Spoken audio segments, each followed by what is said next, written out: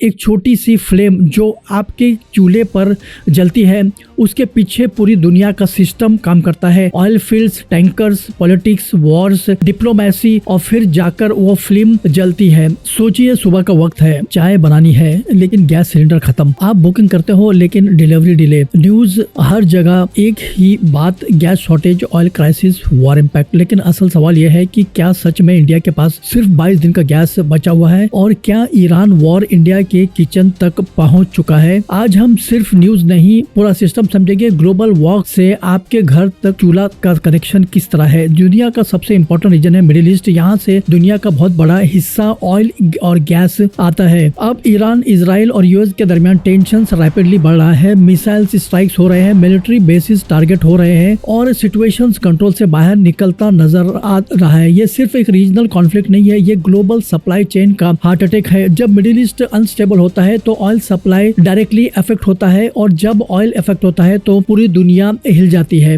India दुनिया का तीसरा सबसे बड़ा ऑयल इंपोर्टर है, मतलब इंडिया अपनी जरूरत का ज्यादा हिस्सा बाहर से इंपोर्ट करता है और सबसे ज्यादा ऑयल और एलपीजी सप्लाई आते हैं मिडिल ईस्ट से, सऊदी अरबिया, इराक और यूएई और ईरान के आसपास के रूट से। अब प्रॉब्लम यह है कि अगर ये रीजन अनस्टेबल हो जाए तो सप्लाई रुक सकता है या महंगा हो सकता है। इंडिया का सिस्टम इतना स्ट्रॉन्ग है कि वो कुछ दिनों तक मैनेज कर सकता है, लेकिन लॉन्ग टर्म डिस्ट्रप्शन डेंजरस हो सकता है। आप में शायद सुना होगा कि इंडिया के पास सिर्फ 22 दिन का गैस रिजर्व है। रियलिटी थोड़ी कॉम्प्लेक्स है। India strategic petroleum reserve maintain करता है जो इमरजेंसी के लिए होते हैं। रिजर्व्स कुछ हफ्तों तक डिमांड को हैंडल कर सकते हैं, लेकिन एलपीजी यानी जो आप घर में इस्तेमाल कर रहे हो वो अलग सप्लाई चेन पर डिपेंड होता है। उसमें बॉटलनेक्स आ सकते हैं जैसे शिपिंग डिलेज, पोर्ट कंजेशंस या रिफाइनरी इश्यूज। इसका मतलब यह है कि 23वें दिन में सब कुछ बंद हो जाएगा, लेकिन प्रेशर डेफिनेटली क्रिएट हो सकता है। अब एक बहुत बड़ा इंपॉर्टेंट जगह है, समझिए, ये स्ट्रेट ऑफ हॉर्मुज। ये एक नैरो सी रूट है जहां से दुनिया का लगभग 20% ऑयल गुजरता है और ये ईरान के बिल्कुल पास है। अगर ईरान इस रूट को ब्लॉक कर दे या कॉन्फ्लिक्ट की वजह से शिपिंग रुक जाए तो ऑयल प्राइसेस स्काई रॉकेट हो जाते हैं। एक एग्जांपल 2019 ने जब यहाँ टेंशन बढ़ी तो ऑयल प्राइसेस इंस्टेंटली जंप कर गए थे। सोचिए अब फुल स्केल वॉर हो जाए तो क्या होगा। आप सोच रहे होंगे कि वॉर वहाँ हो रही है, लेकिन प्रॉब्लम यहाँ कैसे। सिंपल चेन समझिए। वॉर यानी सप्लाई डिस्टर्ब यानी prices increase, import cost high, government subsidies pressure, LPG distribution slow और सिलेंडर शॉर्टेज। और फिर क्या होता है, लंबे लाइनें, डिलेड डिलीवरीज, ब्लैक मार्केटिंग और पैनिक बाइंग। ये सब ऑलरेडी कुछ सिटीज में देखने को मिल रहा है। जब भी सप्लाईज टाइट होती है, ऑयल सिर्फ पेट्रोल या डीजल नहीं होता, ये हर चीज का वेज है। Transport, manufacture, food supplies. जब ऑयल महंगा होता है तो सब्जी महंगी, ट्रांसपोर्ट महंगा, इलेक्ट्रिसिटी कॉस्ट बढ़ता है, एलपीजी सिलेंडर्स प्राइस इंक्रीज। मतलब एक वॉर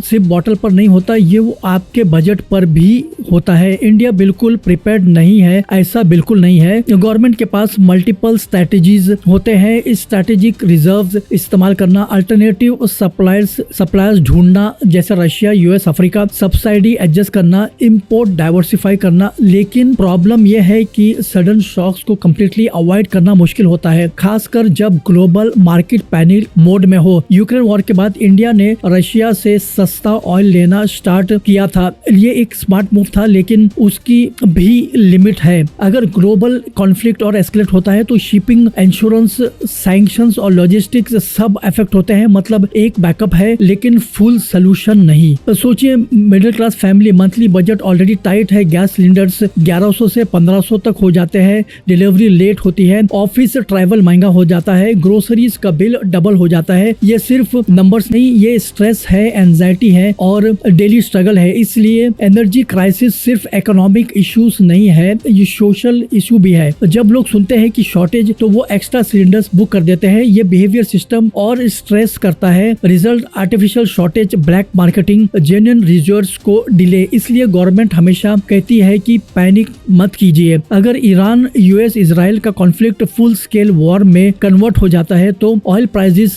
2 गुना या 3 गुना हो सकते हैं, ग्लोबल इन्फ्लेशन बढ़ सकता है, स्टॉक मार्केट क्रैश कर सकते हैं, सप्लाई चेन ब्रेक हो सकते हैं और इंडिया जैसे इंपोर्ट डिपेंडेंट कंट्री पर इसका इम्पैक्ट सबसे ज्यादा होता है। इंडिया एक ट्रिकी पोजीशन पर है। एक तरफ यूएस और इजराइल के साथ साथ रिलेशंस इंपॉर्टेंट है, दूसरी तरफ ईरान भी एनर्जी और कनेक्टिविटी के लिए क्रूशल है। इंडिया को बैलेंस मेंटेन करना पड़ता है, न्यूट्रल रहकर अपनी इंटरेस्ट को प्रोटेक्ट करना ये डिप्लोमेसी का रियल टेस्ट है। अब सिचुएशन एस्केलेट होती है तो वॉर सिनेरियो में स्टेट ऑफ हॉर्मोज बंद, all supply collapse, emergency rationing, ये एक्सट्रीम केस है मतलब, लेकिन इम्पॉसिबल नहीं है। इस क्राइसिस ने एक चीज कर दी है कि इंडिया को अपनी डिपेंडेंसी कम करनी होगी। रिन्यूएबल एनर्जी यानी सोलर या electric vehicles, domestic gas production, strategic storage expand करना, ये सिर्फ फ्यूचर के लिए जरूरी है। रियल डेंजर सिर्फ शॉर्टेज नहीं है, अनप्रिडिक्टेबिलिटी है। जब सिस्टम अनसर्टन होता है तो प्लानिंग इम्पॉसिबल हो जाती है, गवर्नमेंट के लिए भी और आम आदमी के लिए, और यही सबसे बड़ा रिस्क है। आप सिचुएशन कंट्रोल नहीं कर सकते लेकिन अपने प्रिपरेशन कर सकते हैं।